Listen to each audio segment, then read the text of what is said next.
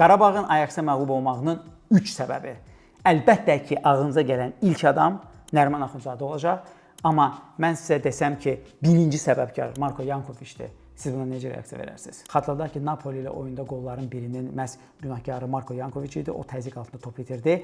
Ajaxla maçda isə Qarabağın ən problemli mövqeyi 6 nömrə mövqeyi idi. Ajaxın vurduğu birinci 2 qol həmin mövqedən gəldi. Ajax bu mövqedən 7 zərbə vurdu Qarabağın qapısına, hansı ki, anormal dərəcədə çoxdur. Birinci qolda Kasper Dolberg elə görməzdən gələrək Yankoviçi çox asan, bəsit bir hərəkətlə neytrallaşdırıb qolu vurur. İkinci epizod Oskar Gloch yenə də Yankoviçi çox asan şəkildə aldadaraq qolu vurur və hətta üçüncü qolun əks hücumunda Yankoviç əslində öz oyunçusu olan Mika Gotsu buraxır və qola səbəb olur. İkinci səbəb Qurban Qurbanovun gedişi və bu gediş Zubirin 10 nömrə mövqeyində oynamasıdır. Zubirin ana pozisiyası, mövqeyi sol cinah vingeridir, amma 10 nömrənin funksiyalı tam ayrıdır. Qurban Qurbanovun sistemində Yankoviçin son 2 oyun bərbad oynamasının səbəbi ondan ibarətdir ki, burada Kaydi olanda Kaydi arxaya kifayət qədər çirkli işi görürdü. Yəni topsuz komandanın pressingini təşkil olmasında faydalı şansı çox böyük idi.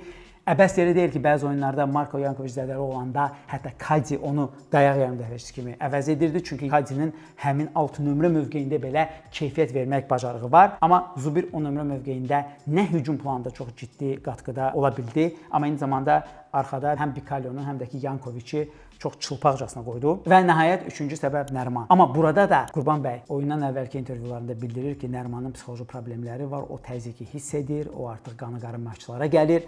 Amma əgər belədirsə, belə kritik oyunda niyə formada olan və aktiv pressing edən Camilo Duranı çıxardıb onun yerinə Nərimanı saldırırıq və ümumiyyətlə ona kimi də Andrade ancaq 60 dəqiqə oynayıb çıxmalıdırsa, niyə onu birbaşa Kaşuk əvəz etmir və Nəriman oyunun son 5 dəqiqəsində topu özündə saxlamaq üçün meydana buraxılmır? Sizin fikrincə Qarabağın bu oyunla, belə yanaşma ilə hələ də play-off şansları qalırmı?